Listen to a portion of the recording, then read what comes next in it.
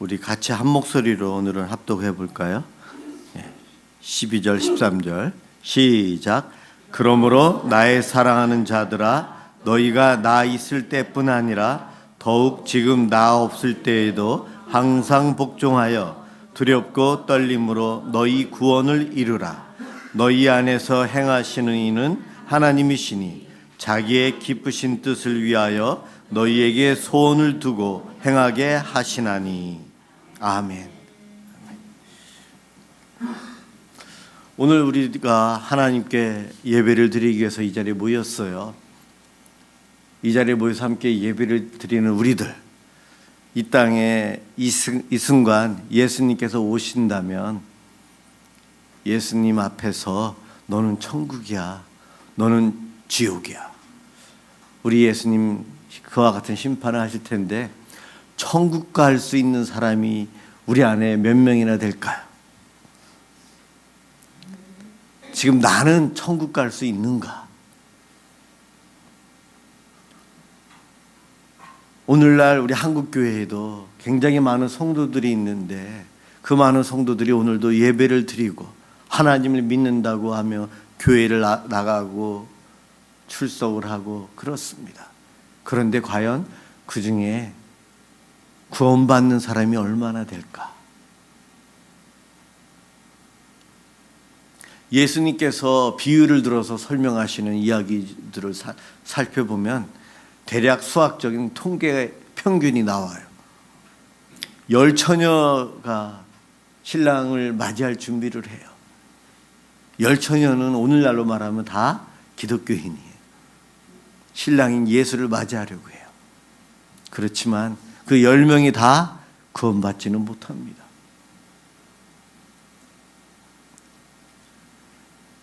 맷돌 갈다가 둘이서 함께 맷돌 갈지만 한 사람은 들림받아서 천국을 가지만 한 사람은 그 자리에 남아요. 부잣집의 주인과 문 앞에서 늘 구걸하던 거지가 함께 죽었는데 한 사람은 지옥에 가고 한 사람은 천국으로 갑니다. 예수님의 비유들을, 성경에 있는 사건들을 살펴보면 소위 말해서 기독교인이라고 하는 그 무리 가운데 구원을 받는 퍼센트가 많이 잡아야 50%예요. 많이 잡아야 50%예요. 오늘 우리가 여기서 예배를 드리는데 저는 담임 목사로서 우리 모든 성도가 다 구원받아 천국 가길 소망합니다. 그런데 우리 가정에도 4식구예요. 4명이 함께 예수를 믿고 있지만 수학적인 통계상 보면 우리 집도 많아야 2명이 구원받는다는 거예요. 여러분의 가정은요? 우리 교회는, 이 한국 교회는 어떨까요? 소위 구원을 받았다고 착각하고 사는 사람들도 참 많고요. 그냥 교회에 나아가는 것이 문화라고 생각을 해서 교회에 나오는 사람들도 있다는 거예요. 오늘 본문에 항상 복종하여 두렵고 떨림으로 너희 구원을 이루라. 구원을 이루라. 이 제목으로 이 심각한 이야기를 저희들이 한번 생각해 보았으면 좋겠어요. 예수 믿어 구원받습니다. 천국 갑니다. 그 이야기를 너무 쉽게 우리는 하고 있어요. 야고보서 2장 26절, 영혼 없는 몸이 죽은 것 같이 행함이 없는 믿음은 죽은 것이라. 행함이 없는 믿음은 죽은 것이라. 그 행함이란 오늘 이 빌립보서로 그 본문을 해석하면 복종하지 않으면 죽은 믿음이다. 복종하지 않으면 지옥 간다는 이야기예요. 복종, 순종, 진짜 믿음을 가졌는지 안 가졌는지에 대한 증거가 바로 복종으로, 하나님 말씀의 순종으로 증명됩니다. 구원받았다는 증거, 하나님 말씀대로 사는 거예요. 그런데 여러분 어떻습니까? 하나님 말씀대로 사는 것 쉽습니까? 쉽습니까? 어려워요. 어려워요. 이 땅이 죄를 향해서 나아가기 때문에 깨어있지 못하면 우리는 금세 넘어져서 불순종의 삶을 살 수밖에 없어요. 과연 우리들 중 몇 사람이 구원을 받을까? 마태복음 7장 26절, 나의 이 말을 듣고 행하지 아니하는 자는 그 집을 모래 위에 지은 어리석은 사람 같으니. 교회에 와서 예배를 드리는 많은 사람들 중에 50%가량은 모래 위에 집을 짓는 어리석은 사람이래요. 나는 그렇지 않을까? 내가 반석 위에 집을 짓는 지혜로운 자인지, 모래 위에 집을 짓는 어리석은 자인지 오늘 한번 생각해 보시기 바랍니다. 내 가족들, 내 손주들까지, 내 가족이라고 하는 그 안에 과연 구원이 몇 명이 해당이 될까? 우리는 너무 쉽게 생각을 해요.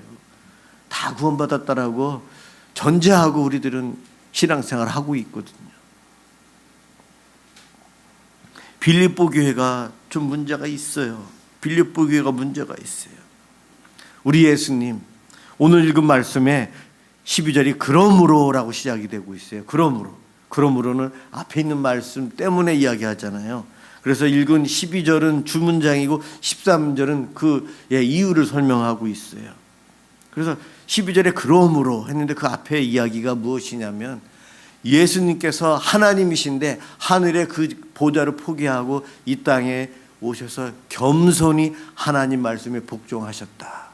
예수님의 복종은 죽기까지, 십자가에 죽는 것까지도 하나님께 순종하신 신이시다. 하나님의 그 보좌를 갖고 있는 그 능력의 하나님이 스스로 겸손해지셔서 하나님의 말씀에 죽기까지 복종하셨다. 그러므로 빌립보 교회 성도 여러분들도 복종하여 두렵고 떨리는 마음을 가지고 구원을 이루십시오. 오늘 그 이야기를 하고 있어요. 오늘 본문 앞에 예수님이 그렇게 죽기까지 하나님 말씀에 복종하니까 하나님께서 예수님을 들어 높이셔서 교만하지 않고 겸손하시고 복종하셨기에 하나님이 그 예수님을 높이셔서 심판대에 심판자로 보내신대요. 그렇게 되면 온 인류는 다 예수 그리스도 앞에 무릎 꿇고 엎드려야 돼요.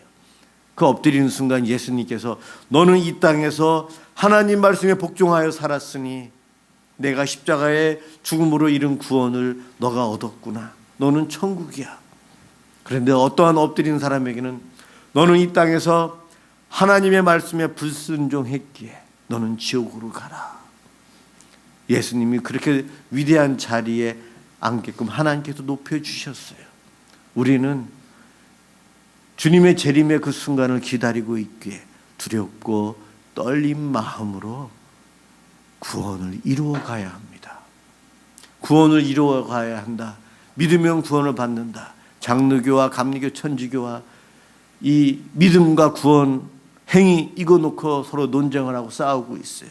저는 물론 장로교 교회에서 자랐고 목사가 되었기에 장로교 신앙을 따릅니다.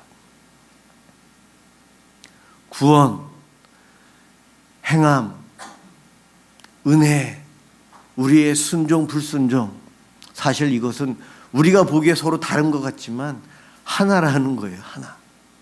동전의 앞면과 뒷면이 있지만 앞면과 뒷면이 연결되어 있어요. 그럼요. 우리가 그것을 따로 보아서는 안 되는데 따로 보다 보니까 싸우고 있어요.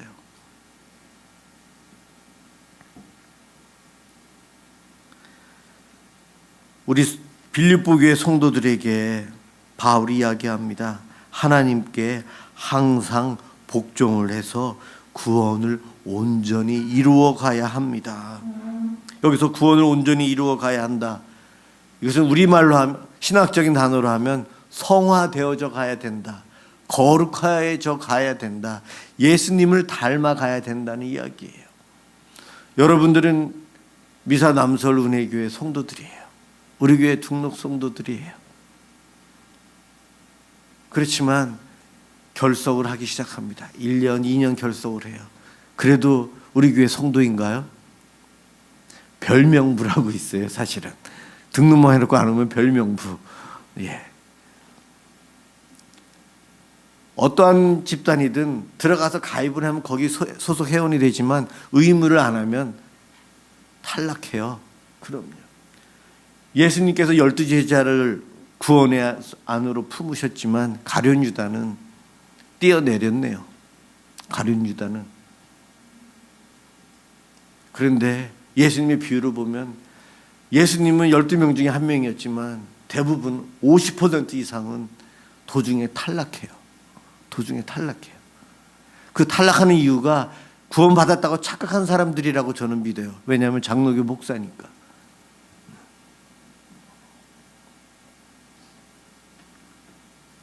방심하지 말고 안주하지 말고 두렵고 떨린 마음으로 하나님 말씀에 순종하며 살아야 되는 것을 바울이 빌립보 교회에 이야기하고 있어요. 성경은 예수 그리스도를 믿음으로 구원을 받습니다. 그런데 그 믿음은 선물로 주시는 거예요. 선물로 받았기에 구원은 하나님의 은혜입니다. 우리는 이것을 고백하고 있어요. 예, 이 고백 참 중요합니다. 그런데 이 고백으로 내가 구원의 하나님의 자녀의 신분을 얻었지만 그 이후에 구원을 이루어 가야 될 의무가 우리에게 있다는 거예요. 출애굽기 한번 볼까요, 여러분? 우리 잘 아는 애굽의 노예로 있던 그들을 하나님께서 구원해 주셨어요. 출애굽시키셨어요. 홍해를 건너게 해 주셨어요. 홍해 때에 뒤쫓아오던 애굽의 군사들을 홍해 물에 다 빠뜨려 죽이시고 이스라엘 백성들은 마른 땅을 걸어서 홍해를 건넜어요. 하나님께서 자유를 주셨어요. 애굽으로부터 구속함을 해방을 주셨어요. 그들은 그래서 하나님께서 주시는 만나와 하나님께서 주시는 물을 마시면서 광야의 구원의 백성으로서의 은혜를 누립니다. 그런데 그 백성이 온전히 그 구원을 누리고 살았나요? 광야 생활하는 내내 불평, 원망, 시시비비 따지면서 살았어요. 그러면서 애굽으로 돌아갔으면 좋겠다. 그곳에서 먹던 고기가 그립고 맛있는 반찬들이 그립다. 그곳으로 돌아갈까? 탈출해서 광야 생활을 하면서 다시 노예로 있었던 그때가 그립다고 그때를 회상했던 이들이 이 출애굽한 이스라엘 백성들이에요. 출애굽한 이스라엘 백성들의 참 많은 숫자들이 구원받았는데 구원을 온전히 풍성한 은혜로 누리지 못하고 다시 옛사람의 성품으로 돌아가고 회개하려고 해요. 그러한 그 결과가 어떻죠? 그들은 20세 이상은 광야에서 다 두 사람만 빼놓고 다 죽음을 맞이해요. 광야에서 죽은 사람들 중에 천국 간 사람과 지옥 간 사람들로 아마 나눠질 거예요. 그렇지만 어쨌든 광야에서 그렇게 죽는 이스라엘 백성들은 오늘날 교회 안에 원망과 불평, 시비 속에 살아가면서 믿음 있는 척하며 살아가는 구원받지 못한 사람들을 예표하고 있다는 거예요.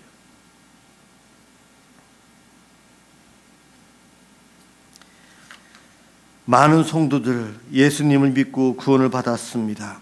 나도 받았어요. 저도 받았어요. 구원을 받았기에 그 구원의 복을 누리면서 지금 내가 살고 있나? 여러분 생각해 보시기 바랍니다. 말씀대로 순종하지 않고 있지 않나요? 기도하지 않아서 기도의 응답이라는 복을 누리지 못하고 있지는 않습니까? 내가 구원을 받았다고 하지만 세상 사람들과 다른 바 없이 걱정과 근심 속에서 살아가고 있지는 않습니까? 참 안타까운 일이에요. 구원을 받았는데도 구원을 누리지 못하고 꼭 구원받지 못한 사람처럼 살고 있다는 것이 문제예요. 지금 빌립보 교회 성도들의 모습이 그와 같대요. 그래서 바울이 하나님 말씀에 순종함으로 두렵고 떨린 마음으로 구원을 이루라. 그 편지글을 쓴 겁니다. 이 빌립보 교회 성도들의 구원은 이 바울이라고 하는 위대한 인물의 좌우되는 믿음이었어요. 어떻게 보면 어린아이와 같은 믿음이었어요. 12절에 나의 사랑하는 자들아 너희가 나 있을 때뿐 아니라 더욱 지금 나 없을 때에도 항상 복종하라. 이 이야기는 내가 너희 교회에 있을 때만 너희들이 열심히 신앙생활하고 내가 나가 있으니까는 제대로 안 하는구나. 내가 있건 없건 상관하지 않고 하나님에 대한 믿음 생활 바로 해라. 그 이야기하고 있는 거예요. 사람의 기대에서 신앙생활하는 것 어린아이의 믿음이에요. 초신자의 믿음이에요. 신앙은 성숙해야 돼요. 어른 장성해져야 되고 스스로 믿음 생활, 믿음을 지켜가는 앞으로 고난이 올 텐데 그때 나 혼자 믿음을 지켜갈 수 있는 성숙한 믿음을 우리는 소유해야 합니다. 빌립보 교회는 그렇지 못했어요. 나도 신앙생활하면서 누구 때문에 지금 예수를 믿고 있나? 처음에는 그 정도로 괜찮아요. 그렇지만 좀 지나면 사람 때문에 믿음 생활 아니요. 하나님 때문에 해야 됩니다. 내가 예수 그리스도를 믿어서 내 삶의 주인이 우리 예수님이십니다. 이런 고백을 합니다. 구원받은 자들에게 그렇게 고백을 해요. 저 또한 그런 고백을 해요. 그런데 목사인 저도 이 말씀이 너무 힘들어요. 내 삶의 주인이 예수님이시고 저는 종입니다. 종이면 예수님의 말씀에 무조건 예 순종하며 살아야 되는데 내 속에 예수님이 주인입니다라고 하면서도 내가 주인인 자리가 너무나도 많다는 거예요. 내 의지, 내 욕구, 내가 하고 싶은 것. 욱하는 감정이 올라오면은 그냥 옛사람의 모습이 그냥 막 드러나죠. 뭐 욱하면은 감정대로 살아요. 내 감정을 그대로 다 발산하고 살아요. 누군가에게 상처가 되든 말든 상관없이 내가 화가 나면 분풀이를 해야지만이 돼요. 내 속에 계신 주님은 인내해야 돼. 용서해야 돼. 사랑을 해야 돼. 조금 기다려. 주님은 그러시는데 내 속에서는 아니요. 제가 지금 화가 났거든요. 저는 이 말을 해야 돼요. 이 행동을 해야 돼요. 이 폭력적인 일을 저는 해야 돼요. 내 속에서는 전쟁이 일어나면서 주님은 잠시 저 밑에 자리로 가 계시고 제가 이 주인 자리에 앉을게요. 이 마음속에 늘 그것이 있어요. 여러분들은 어떻습니까? 오늘 13절에 너희 안에서 행하시는 이는 하나님이시다. 하나님께서 내 속에서 계시면서 하나님의 기쁘신 뜻대로 내 속에 하나님의 소원을 심어 주신대요. 그래서 내가 믿음 생활하고 신앙 생활하고 사랑을 실천할 수 있거든요. 우리들이 공부를 하다 보면 책을 읽다 보면 위인들을 살피다 보면 나도 이렇게 살아야지. 책으로부터 영향을 받아서 내 마음속에 집어넣어서 그 비전을 품고 이루려고 살아가요. 그런데 기독교인들은 하나님께서 성령님으로 들어오셔서 깨닫게 해주시고 이 안에 하나님의 비전, 소원을 심어주세요. 그것을 심어주실 때 우리는 믿음으로 받아들이고 따라가야 돼요. 그럼요. 사도 바울이 로마에 가서 복음을 전해야 되는데 이것은 하나님의 뜻이야. 그런데 하나님께서 나보고 예루살렘을 갔다가 로마에 가서 복음을 전하라고 하네. 그러죠. 주변에 있는 사람들이 다 말렸어요. 왜냐? 지금 예루살렘에 가면 바리새인들과 로마인들로부터 바울이 체포되어서 죽임당할 것이 뻔하거든요. 그러한 상황이에요. 그런데도 바울은 아니야, 나는 지금 예루살렘에 가야 되고 그곳에 갔다가 로마까지 가서 복음을 전해야 돼. 하나님께서 나에게 그런 마음을 주셨어. 다른 이들은 다 반대했어요. 이것이 바울의 무모한 소원이었는지 하나님의 소원이었는지 사도행전 23장 11절에 보면 그날 밤에 주께서 바울의 곁에 서서 이르시되 담대하라. 네가 예루살렘에서 나의 일을 증언한 것 같이 로마에서도 증언하여야 하리라. 사실은 바울이 예루살렘에 가자마자 체포돼요. 감옥에 들어가요. 거기에 죽어야 되는데 하나님께서 살리시고 로마의 군인들의 보호를 받아서 배를 타고 로마까지 가게 돼요. 가다 풍랑도 당하지만, 우리말로 하면 제주도를 가야 되는데 인천서부터 걸어서 목포까지 가야 되는데 인천에서 세월호와 같은 큰 배에 태워서 제주도까지 가게 해주신 거예요. 걸어서 먼 길을 가야 될 그 길을 로마의 보호하에 바울은 갑니다. 바울에게 심어준 로마의 복음을 전해야 될 비전은 하나님께서 그의 마음속에 심어준 하나님의 소원이었어요. 바울에게만 그러는가? 저와 여러분들에게도 하나님께서는 소원을 주세요. 내 속에 우리 하나님께서 감동을 주세요. 성령님, 예수를 믿는 순간 내 속에 성령님이 계시는데 우리 안에 하나님께서 의지하시고 우리 안에서 많은 일들을 행하세요. 내 속에 임하시는 하나님은 나에게 구원을 주시고요, 구원을 유지하도록 진행시켜 주시고 이 구원을 완성시켜 주시는 분이 하나님이세요. 내 의지로 하는 것이 아니에요. 고린도전서 1장 8절, 주께서 우리를 우리 주 예수 그리스도의 날에 책망할 것이 없는 자로 끝까지 경고케 하시리라. 마지막까지 구원을 이루어 주시는 분이 우리 하나님이세요. 우리 하나님은 내 속에 들어오셔서 강압적으로, 위협적으로, 폭력적으로 나를 조종하지 않으세요. 우리 하나님은 인격적이시고 사랑의 하나님이시라 내 속에 감동을 주세요. 깨닫게 해주세요. 강압적으로 몰고 가지 않으세요. 어느 순간 생각이 나게 해주세요. 그럴 때 우리는 이것이 내 욕망이 아닌 하나님이 주시는 것이구나 알아채야 돼요. 그러기 위해서 우리가 말씀을 공부하고 신앙생활하고 있는 거예요. 여러분들 마음속에 이런 생각 들지 않습니까? 이거 해야지, 저거 해야지, 내가 갖고 싶은 거 저기 있네. 대부분은 내 속에 있는 욕정 때문에, 욕심 때문에 그런 마음이 생겨요. 그런데 그거 반대되는 마음도 우리가 소위 말하는 양심이라고 해서 생깁니다. 그 양심 쪽에서 생기는 것들이 대부분이 하나님의 음성이에요. 사실은 하나님의 음성을 우리가 따라야 되는데 거부하는 것, 성령을 무시하는 것, 성령을 소멸한다, 그렇게 표현을 합니다. 혹시 여러분들 마음속에 내가 주님의 임재를 사모하고 주님과 늘 함께하는 삶을 살고 싶다, 그런 마음 드시지 않나요? 그것이 성령님께서 주시는 감동이에요. 말씀도 나도 묵상하고 잘 알고 싶은데, 기도 생활도 열심히 하고 싶은데, 그런 마음이 내 속에 생기지 않습니까? 성령님께서 주시는 소망이에요. 소원이에요. 내 마음에 성령님을 통해서 그러한 느낌을 올 때에 하나님께서 주시는구나, 그렇게 인정하고 따라야 돼요. 따라가야 돼요. 오늘 읽지는 않았지만 15절에 보면 우리가 살아가는 이 세상이 어그러지고 거스르는 세대다. 15절 끝에 보면 그 가운데 빛들로 살래요.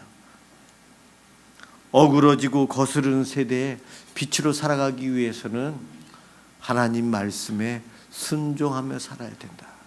순종하고 사는 것이 구원을 이루어가는 것이라는 것을 오늘 바울이 이야기하고 있어요. 이미 예수 그리스도를 믿고 있죠, 여러분? 확신하시죠? 그러면 순종하며 살면 돼요. 불순종하면 혹시 난 아닌가 봐, 그 생각도 해보셔야 돼요. 내가 얼마만큼 순종하는가. 100% 순종은 못해요. 그렇지만 방향성, 하나님 나라를 향해서 내가 가는 방향성은 순종하기 위해서 내가 강구하고 노력하는 모습이 있어야 돼요. 내 속에 계신 성령님의 음성을 듣고 따라가기 위해서 내가 애쓰는 부분이 의무적으로 필요하다는 거예요. 그렇게 살아가는 성도의 모습이 구원을 이루어가는 모습입니다. 우리 모두 주님의 심판대 앞에 설 텐데 두렵고 떨리는 마음으로 이 복종을 통해서 구원을 이루어 가시길 바랍니다. 그와 같은 은혜가 있길 주님의 이름으로 축원합니다.